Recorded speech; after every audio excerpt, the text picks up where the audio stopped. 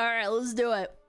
Yeah, I've heard a lot of nice things about Iron Lung. Critics are really, like, mauling out over it. Like, you know, mainstream critics. Actual fans and stuff say it was actually pretty good.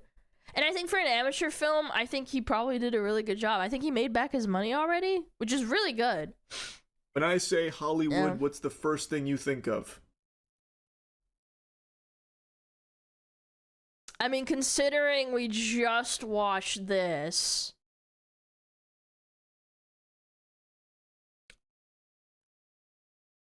These days... I don't know if I can say that. Probably not films. I got a hunch that you probably immediately think of, like, evil or terrible, terrible people that have been implicated in a lot of really bad things. Because it seems like Hollywood is kind of a cesspool of some real, pardon my French, jerks, you know? I was gonna use a harsher word, but sure, yeah, jerks. That's a nice way to put it. Awful shit. But what happens when a movie gets made without Hollywood's blessing? Well, sometimes it just doesn't go super well. They piss and shit their pants. This is exactly what I mean when I say the same thing about video games. Something isn't made by AAA, all the AAA game devs get threatened. This happened to Baldur's Gate, it happened to Silksong, they mauled the fuck out. It's pretty rare for a fully financed, independent, self-distributed production to actually have, like, a big box office performance. It's very rare. And in the case of Iron Lung, it is doing something very unusual. There's a fucking unicorn out there. Ooh, Iron Lung, which is Markiplier's debut film here, his directorial debut, has already done over $20 million in the box office, and... That's amazing, by the way. For an indie film, to make that kind of money back... has been the #1 movie through the weekend. Wow. And this is a fully self-financed, self-distributed film. And he is not the first YouTuber to make a successful movie. Like, for example, Raka Raka. They've made 2 heaters. Absolute slappers. I tell you, Raka Raka, I think, are some of the best in the business right now. Bring her back, talk to me. I think they're some of the best in the horror business right now, and they are YouTubers. They, however, do work with A24, so they're a little bit different than Markiplier's case here. Yeah, this is completely self-funded, but still, they are independent filmmakers and extremely talented. Markiplier, though, I do believe has done something extremely unusual, though, by having actually no A24, none of that involved in this process. Which is why what it's doing right now, I think, is something very interesting that I want to yap about.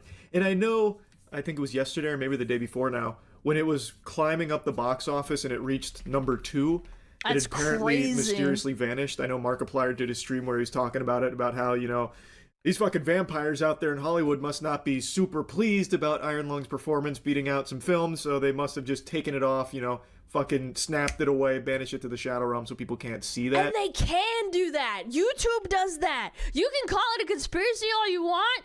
It's fucking true. I made this in 2 seconds. Look. Look. It's afraid. This is Hollywood. It's afraid. They're scared. They're scared that people might be bold enough to, like, actually do their own thing. Now, of course, he didn't use those words. I'm, of course, adding a bit of colorful commentary into his actual sentiment there. But he was talking about how it is weird that Iron Lung isn't being reported when it was the second highest grossing film at the time. It has since been reinstated on the public charts, but that was a bit of a wacky hiccup, huh? Yeah, it's almost like it's all a big club and you're not part of it, and Markiplier isn't the part of it, and yeah, he's just... He's a little weirdo. That's what they're going to say. They're gonna say he's weird. He's just a YouTuber. They're going to paint him as basically, for lack of a better word, like a child. That's what they're going to do because YouTube is childish. He catered to kids back in the day. Really makes you think. It's almost, even though he's older now, and all those kids grew up, which is just so funny to me. Like, there's people who are like 25 years old and they fucking watched Markiplier when they were kids. It's like these like fucking 10, suits, 12 years old, maybe these 15. zombies at the top of the food chain probably don't like that a YouTuber just came in there and ate their lunch.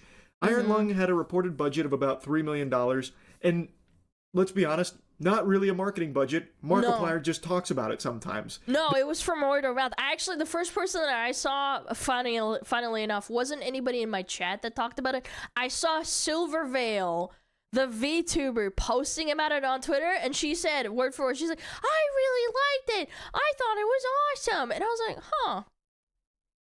there's that. I didn't expect that, really. That's the marketing expense. It's pretty negligible in the grand scheme of things, I would imagine, compared to major blockbuster productions. So this movie is already doing extremely well for Mark and the team, a team that no doubt has poured countless hours and passion into this project. And regardless of how you feel about Iron... Did you see the streaming that explained that when they were talking to the union rep, they were majorly hostile, telling Mark he has to pay a good wage, and the fact he agreed made their minds do a pop shut? Pop shove it. You mean their heads exploded because he agreed to it? Okay, yeah. Well, oh no, I'm paying them a decent wage. Okay. What? Is he a villain now? Iron Lung. They wanted him to be a villain, I guess. It's still something that I think most people should look at and celebrate. That a film like this is doing so well. I made a review on Iron Lung. Overall, I liked it. I had a lot of nice things to say about it. It's not a flawless film, and I don't think it's a film everyone's going to like either. It does have flaws. But I am delighted. Which is perfectly fine. I also think art is subjective. I don't like horror suspense films that much because I'm a scaredy cat, so I might have like a bias and a predisposition to not like it a little bit. But I think I could look at it enough through a critical lens where I could find something I like about it. That's what I truly do. Apart from like fucking stupid AAA films, I don't really watch movies. I really don't. To see that it's doing such big numbers here, kind of going a little bit Insano style in the box office, because I think this sets a nice precedent that you don't always need to suckle on the bosom of Hollywood or established studios or distributors or something like that in order to get a passion project made.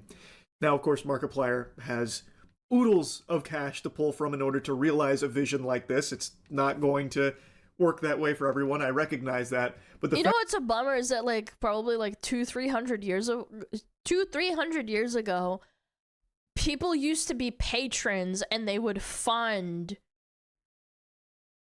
like people that wanted to make art, so to speak. So like Markiplier made his own money and he did it out of passion, and there was just passionate people that had patrons that would give them money, and they would have multiple patrons, or they would have one really, really rich one. And they would just pay money to make art. Like musicians, composers, artists, sculptors. Like none of those people, sometimes they just came from nothing and they wanted to see that talent happen. That doesn't happen anymore because there's no such thing as like funding. Yeah, they funded passion projects. There are people, but they're not like millionaires and stuff. Like back in the day, a king would fund someone to sculpt him something, and he really liked it, so he kept not patronizing, but like, I don't know what the word is, but like he would keep giving them money to keep doing it. The fact that he did commit so much time, so much money, more or less, and put together such a talented team, all for the sake of seeing this vision through, and it being rewarded like this in the box office, I think is just a feel-good story. I think that is a very good thing, and it shows other potential... I guess Patreon isn't a real website then, buddy. It's not a one-to-one.